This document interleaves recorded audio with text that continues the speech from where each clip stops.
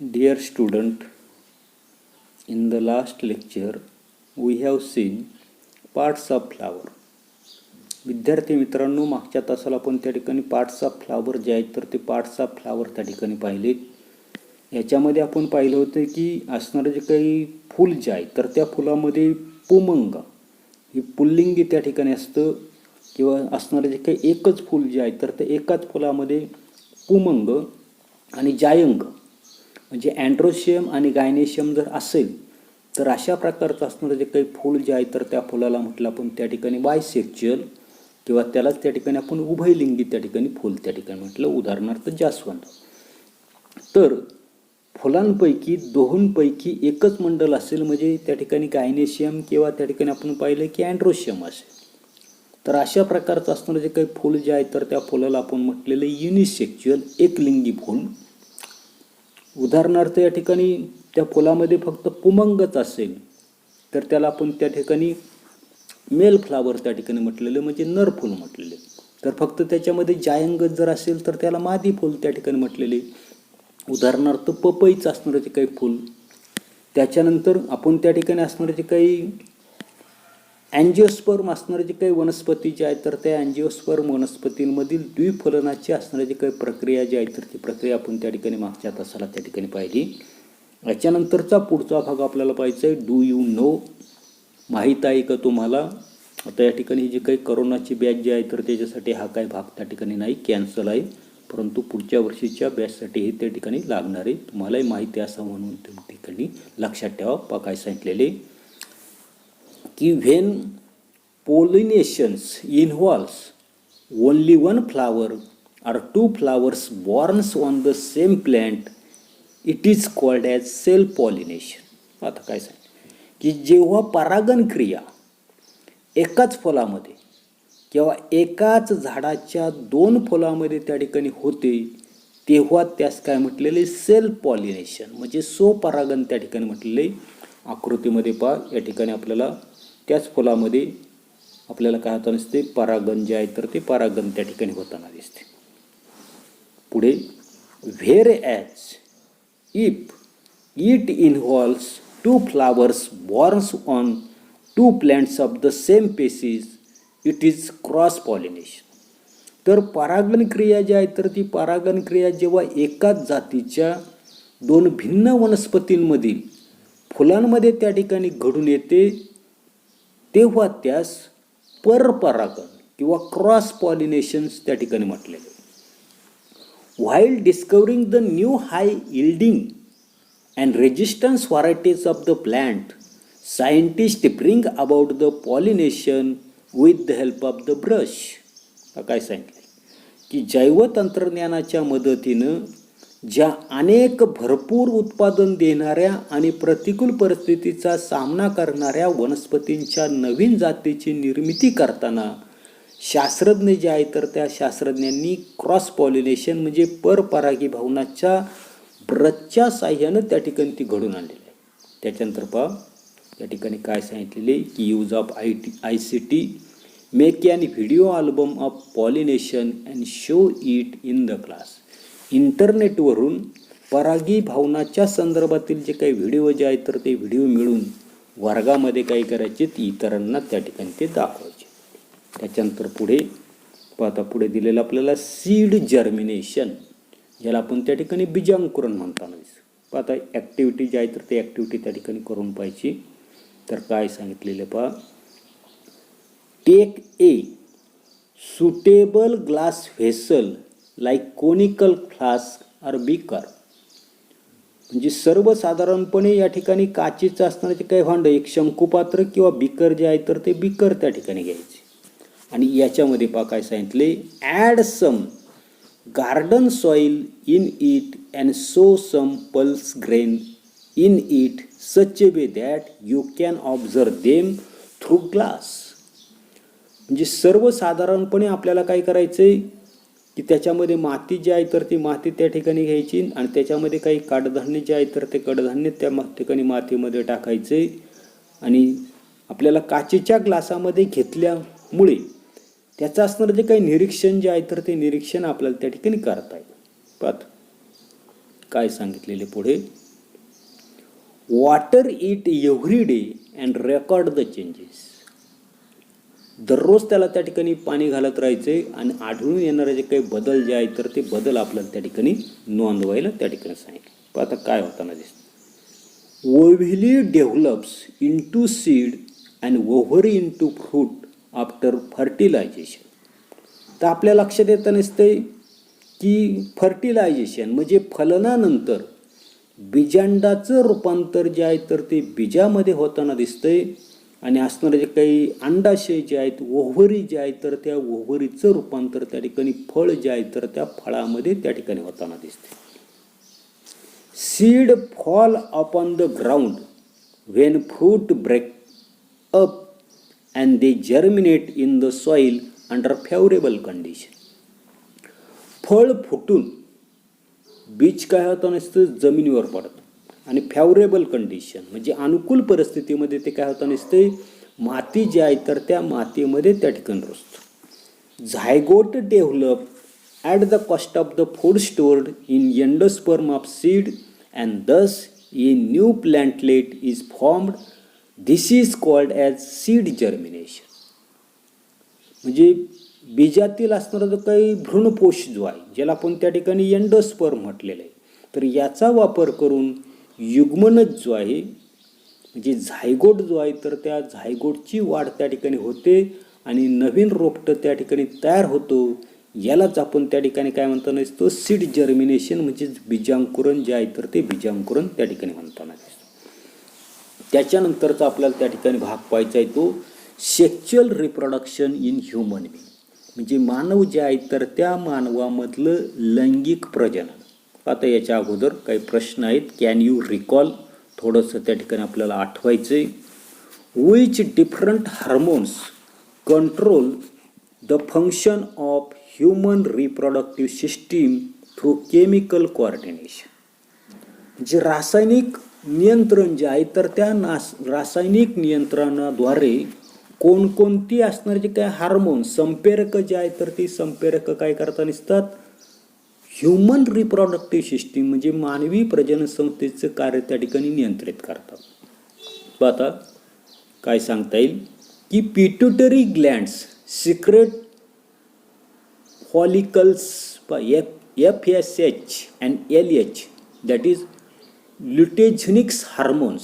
पाहता हे आपण 9वीला त्या ठिकाणी पाहिलेले की पिट्युटरी ग्लँड्स जे आहेत तर ते FSH आणि LH अशा प्रकारची 2 हार्मोन्स त्या ठिकाणी सिक्रेट करताना दिसतात. दिस ल्युटेटरी hormones is known as ICSH in males and its function in the male body is different.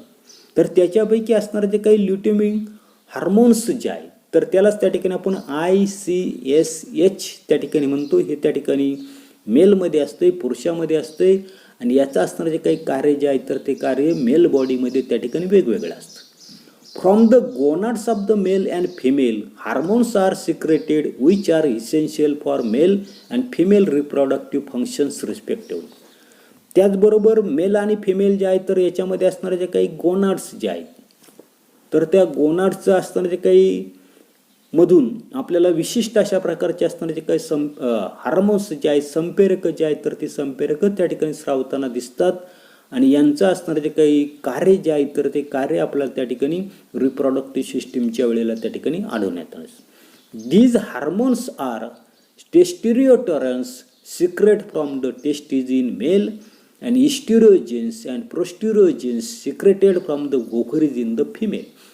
9वीला आपण पाहिलेलं आहे की असणारा जो काही पुरुष जो आहे तर त्या पुरुषामध्ये सर्वसाधारणपणे आपल्या लक्षात येताना दिसते की टेस्टिरियोटॉरन्स हे असणारे जे काही हार्मोन्स जे आहेत तर ते हार्मोन्स काय होताना दिसते, टेस्टीज जे आहेत तर त्या टेस्टीजमधून त्या ठिकाणी सिक्रेट होताना दिसतं. तर असणारे जे काही फिमेल जे आहे, स्त्री जी आहे तर त्याच्यामध्ये इस्टिरोजेन्स आणि प्रोस्टिरोजेन्स नावाचं असणारं जे काही संप्रेरक जे आहे तर ते संप्रेरक असणारे जे काही अंडाशय जे आहे तर त्या अंडाशयामधून त्याचं सिक्रेशन त्या ठिकाणी होताना दिसतं.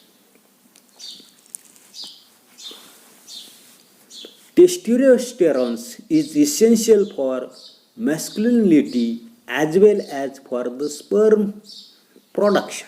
आता याच्यामधलं मेल जो आहे, पुरुष जो आहे तर त्याच्यामधला असणारं जे काही टेस्टिरोस्टेरॉन जो आहे तर ते मॅस्क्युलिनिटी म्हणजे पौरुषत्व याच्यासाठी त्या ठिकाणी आवश्यक असतं. त्याचबरोबर असणारे जे काही शुक्राणू जे आहेत, स्पर्म जे आहेत तर त्या स्पर्मची निर्मिती करण्यासाठी आपल्याला हे जे काही टेस्टिरोस्टेरॉन नावाचं जे काही हार्मोन्स जे आहेत तर ते हार्मोन्स त्या ठिकाणी आवश्यक असतात.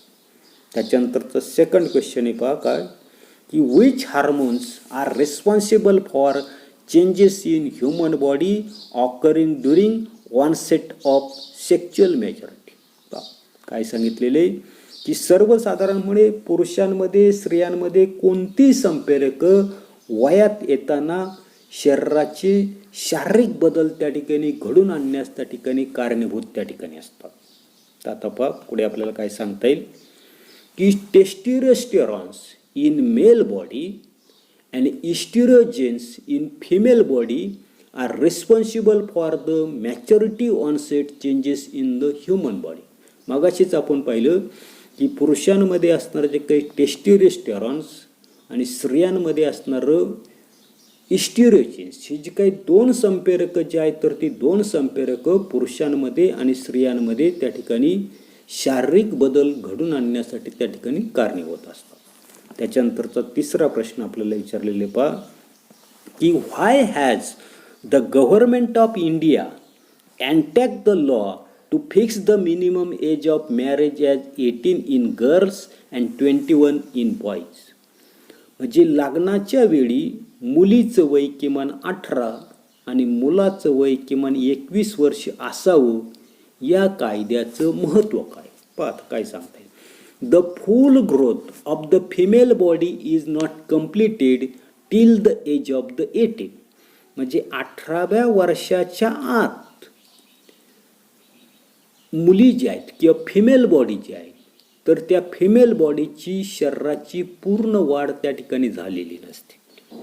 Till 18 years of the age the physical and emotional maturity is not attained.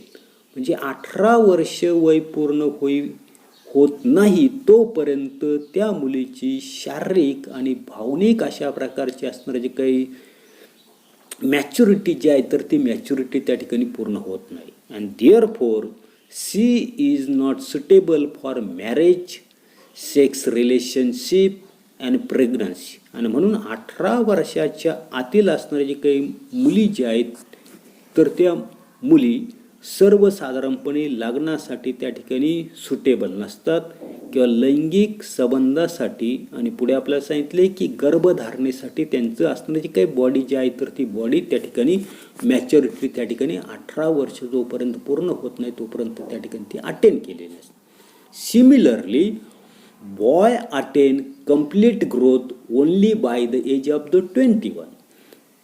अशाच पद्धतीने मुलं जे आहे तर त्या मुलांमध्ये सर्वसाधारणपणे पूर्णपणे असणारी जी काही वृद्धी जी आहे तर ती वृद्धी 21व्या वर्षी त्या ठिकाणी होताना दिसते. And therefore to keep individuals and their progeny safe and healthy the government of India enact the law to fix the minimum age of marriage as 18 in girls and 21 in boys. आणि म्हणून त्या ठिकाणी आपल्याला तयार होणारे जे काही संतती जे आहेत तर त्यांचाही जीव त्या ठिकाणी आपल्याला महत्त्वाचा आहे. ते सुद्धा त्या ठिकाणी कसे असावेत तर त्या ठिकाणी हेल्दी असावेत, निरोगी त्या ठिकाणी असावेत. आणि म्हणून भारत सरकार जे आहे तर त्या भारत सरकारनं लग्नाच्या वेळी मुलीचं वय किमान 18 आणि मुलाचं वय किमान त्या ठिकाणी मुलीचं वय 18 आणि मुलाचं वय किमान त्या ठिकाणी 21 वर्ष असावं या कायद्यानं त्या ठिकाणी सांगितलेलं आहे.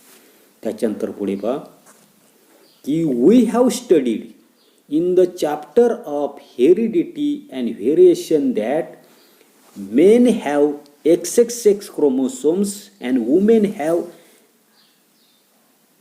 XX chromosome. की अनुवंशिकता आणि परिवर्तन हे 9वीच असणारं जे काही प्रकरण जे आहे तर त्या प्रकरणामध्ये आपण पाहिलंय की पुरुष जो आहे तर त्या पुरुषामध्ये XY ही लिंग गुणसूत्र असतात तर स्त्री जी आहे तर त्या स्त्रीमध्ये XX ही जी काही लिंग गुणसूत्र जी आहे तर ती लिंग गुणसूत्र त्या ठिकाणी असतात. reproductive system with specific organs develops in the body of men and women due to these sex chromosomes only.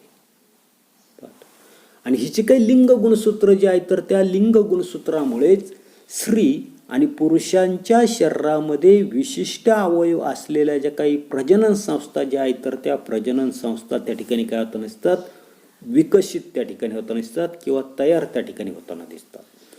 X chromosomes is present in men and women. आपल्या लक्षात येताना दिसते की एक्स क्रोमोसोम जो आहे तर ते एक्स क्रोमोसोम्स त्या ठिकाणी आपल्या लक्षात येताना दिसते की पुरुषामध्ये त्या ठिकाणी आहे आणि स्त्री जे आहे तर त्या स्त्रीमध्ये सुद्धा त्या ठिकाणी एक्स क्रोमोसोम जे आहे तर ते एक्स क्रोमोसोम्स आपल्याला त्या ठिकाणी आढळून येताना दिसते. Whereas Y chromosomes is present in main only. तर असणारे जे काही वाय गुणसूत्र जे आहे तर ते वाय गुणसूत्र फक्त आपल्याला काय होताना दिसते की असणारा जो काही पुरुष जो आहे तर त्या पुरुषामध्येच त्या ठिकाणी ते आढळून येताना दिसतं. आणि म्हणून पहा, now we shall study the structure and function of human reproductive system. आणि म्हणून त्या ठिकाणी आपल्या लक्षात येत असते की म्हणून आपल्याला आता त्या ठिकाणी मानवी प्रजनन संस्था त्या ठिकाणी कशी असते, तिचं कार्य नेमकं कसं चालतं याचा त्या ठिकाणी अभ्यास जो आहे तर तो अभ्यास आपल्याला त्या ठिकाणी करायचा. पुन्हा एकदा पहा की आपण पाहिले की पुरुष जो आहे तर त्या पुरुषामध्ये एक्स वाय हे गुणसूत्र असतं, स्त्री जे आहे तर त्या स्त्रीमध्ये एक्सेस गुणसूत्र त्या ठिकाणी असतं. म्हणजे दोघांमध्ये त्या ठिकाणी एक्सेस गुणसूत्र त्या ठिकाणी पुरुषामध्ये आहे, स्त्रीमध्ये आहे. परंतु असताना जर काही पुरुष जे आहे तर त्या पुरुषामध्ये त्या ठिकाणी वाय गुणसूत्र त्या ठिकाणी असतं. म्हणजे वाय गुणसूत्र जे आहे तर ते फक्त पुरुषत्वासाठीच त्या ठिकाणी कार्य होत असतं, तर स्त्रीत्वासाठी त्या ठिकाणी एक्स गुणसूत्र त्या ठिकाणी असतं. आणि मग त्या ठिकाणी पुरुषामध्ये एक्स गुणसूत्र कशासाठी असतं तर याचा आपल्याला त्या ठिकाणी विचार करायचा आहे. आणि याच्यासाठी आपल्याला मानवी प्रजनन संस्था कशी असते, तिचं कार्य कसं चालतं याचा अभ्यास त्या ठिकाणी आपल्याला करायचा आहे. पण एवढाच असणारा जो काही भाग जो आहे तर तो भाग आपण या तासाला पाहणार आहोत. पुढील भाग पुढील तासाला पाहू. धन्यवाद.